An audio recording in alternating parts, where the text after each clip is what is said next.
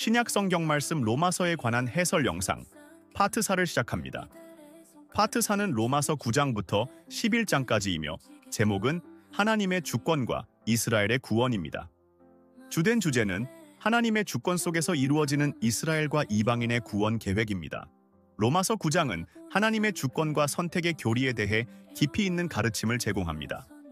바울은 이스라엘의 구원 문제를 통해 하나님의 절대적인 주권과 은혜를 조명하며 동시에 인간의 책임을 강조하고 있습니다. 이를 통해 성숙한 신앙과 하나님의 은혜에 대한 깊은 이해를 얻도록 돕고 있습니다. 첫 번째로, 바울은 동족 이스라엘에 대한 깊은 고통과 구원을 향한 열망을 고백합니다.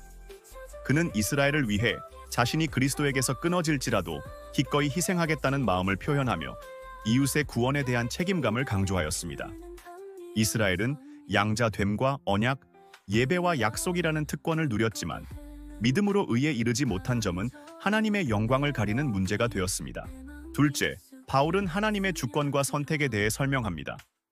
하나님의 선택은 인간의 행위나 공로가 아닌 오직 하나님의 뜻과 긍휼에 근거한 것입니다.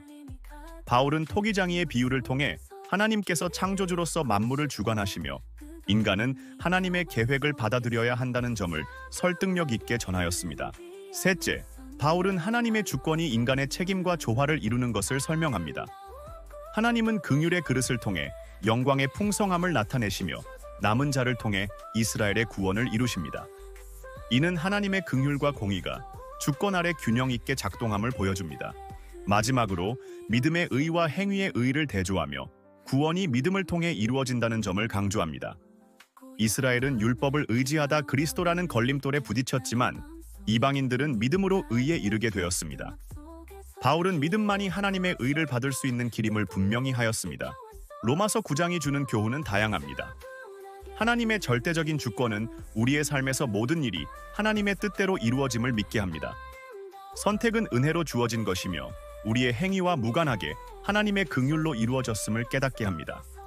또한 믿음은 구원의 핵심 요소이며 이웃의 구원을 위해 영적 부담과 책임감을 가져야 함을 배웁니다.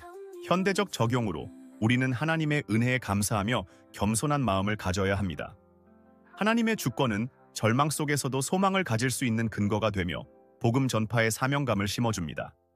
로마서 9장은 우리의 신앙이 하나님의 은혜와 주권에 기초해야 함을 가르쳐주며 이를 통해 하나님을 더욱 깊이 신뢰하게 하였습니다. 이상 로마서 9장에 관한 영상 설명을 마칩니다. 이어서 로마서 10장 말씀입니다. 로마서 10장은 이스라엘의 구원 문제와 하나님의 은혜를 통한 믿음의 구원을 중심으로 전개됩니다.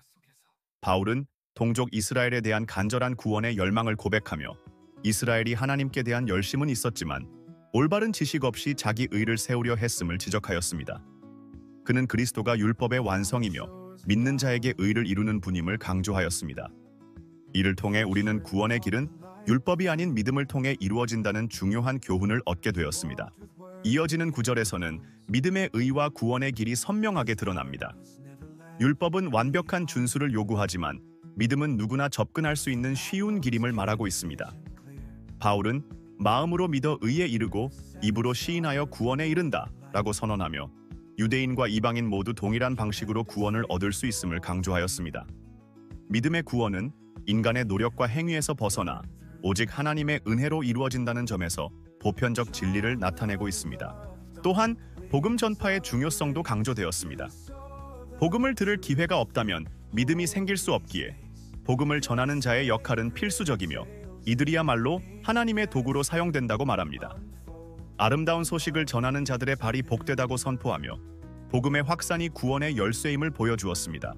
그러나 이스라엘은 하나님의 은혜를 거절하였고 복음에 대해 무지하였습니다. 하나님은 이스라엘에게 은혜의 가치를 깨닫게 하기 위해 이방인을 은혜 안으로 부르셨습니다. 이를 통해 은혜를 소중히 여기는 것이 곧 은혜를 지키는 길임을 가르치셨습니다. 하나님의 공의와 긍휼은 이방인에게까지 확장되어 모든 민족에게 구원의 문을 여셨습니다. 로마서 10장은 현대를 살아가는 우리에게도 깊은 교훈을 전합니다. 구원은 인간의 노력이나 행위가 아닌 하나님의 은혜와 믿음으로 이루어지며 이는 모든 사람에게 열려있는 보편적 진리입니다. 복음을 전파하는 사명은 단순한 권유가 아니라 구원의 필수적 과정임을 보여줍니다.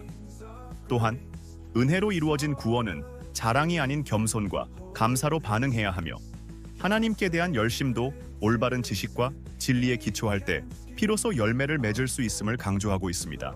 결론적으로 로마서 10장은 믿음의 의와 복음 전파의 중요성을 깊이 깨닫게 하며 하나님의 은혜를 받아들임에 있어 순종과 겸손의 태도를 가질 것을 가르쳐 주었습니다. 이를 통해 우리는 구원의 본질과 복음 전파의 사명을 새롭게 깨닫게 되었습니다. 이상으로 로마서 10장에 관한 영상 설명을 마칩니다. 이어서 신약 성경 로마서 11장을 함께 살펴보겠습니다. 로마서 11장은 하나님의 구원 계획 속에서 이스라엘과 이방인 모두가 포함되어 있음을 밝히는 중요한 가르침을 전하고 있습니다. 이 장에서 바울은 하나님의 선택과 은혜, 그리고 구원의 주권적인 계획을 선포하며 우리의 신앙과 삶의 깊은 통찰을 제공합니다. 먼저 바울은 이스라엘의 남은 자와 하나님의 은혜를 강조합니다. 하나님께서는 이스라엘을 완전히 버리지 않으셨습니다. 바울 자신이 이스라엘 사람으로서 하나님의 은혜를 경험한 증거이며 남은 자라는 개념을 통해 하나님이 여전히 은혜로 선택한 자들을 보존하고 계심을 선언합니다. 비록 이스라엘의 실패가 있었으나 그들의 넘어짐이 오히려 이방인의 구원을 위한 하나님의 계획의 일부가 되었습니다. 이를 통해 하나님의 은혜는 인간의 행위가 아닌 선택에 의해 주어진다는 중요한 진리를 다시금 깨닫게 되었습니다. 다음으로 바울은 감람나무와 젖붙임의 비유를 통해 이방인 그리스도인들에게 중요한 교훈을 전합니다. 비록 이스라엘의 원가지가 꺾였으나 돌감람나무인 이방인이 젖붙임을 받아 구원의 은혜를 누리게 되었습니다. 그러나 바울은 이방인들에게 교만하지 말고 겸손하라고 경고합니다. 하나님은 원가지인 이스라엘을 다시 젖붙일 능력이 있으시며 이스라엘에 대한 하나님의 약속은 여전히 유효하기 때문입니다. 바울은 또한 이스라엘과 이방인을 포함한 하나님의 구원 계획을 밝힙니다. 이스라엘의 우둔함은 이방인의 구원 완성까지의 한시적인 상태임을 설명하며 결국 이스라엘과 이방인 모두를 긍휼히 여기고 구원하시려는 하나님의 계획을 드러냅니다. 하나님은 모든 사람을 불순종 가운데 가두셨지만 이는 모두에게 긍휼을 베푸시려는 뜻이었습니다. 이로써 하나님의 긍휼은 모든 민족과 사람에게 열려 있음을 다시 한번 선포하였습니다. 마지막으로 바울은 하나님의 지혜와 구원의 찬양으로 이 장을 마무리합니다. 그는 하나님의 지혜와 지식의 깊이를 찬양하며 하나님의 길과 판단은 인간의 이해를 초월한다고 선언합니다. 모든 만물이 하나님께로부터 나와 하나님을 통해 존재하며 하나님께로 돌아갑니다. 바울은 만물이 주에게서 나오고 주로 말미암고 주께로 돌아감이라 그에게 영광이 세세에 있을지어다 라는 감격적인 찬양으로 하나님의 영광을 선포하였습니다. 로마서 11장은 우리에게 중요한 교훈을 남깁니다. 구원을 받은 이방인으로서 우리는 은혜에 감사하며 겸손해야 합니다.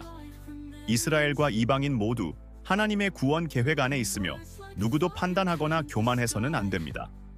또한 하나님의 계획은 우리의 이해를 초월하지만 모든 것을 선으로 이루시는 그분의 주권을 신뢰해야 합니다. 결론적으로 로마서 11장은 하나님의 은혜와 긍휼, 그리고 주권적인 계획 속에서 겸손과 감사로 반응하도록 우리를 초대하고 있습니다. 하나님께는 모든 영광과 찬송이 합당하십니다. 아멘. 파트 4를 마치고 파트 외서 로마서 말씀의 해설을 이어갑니다.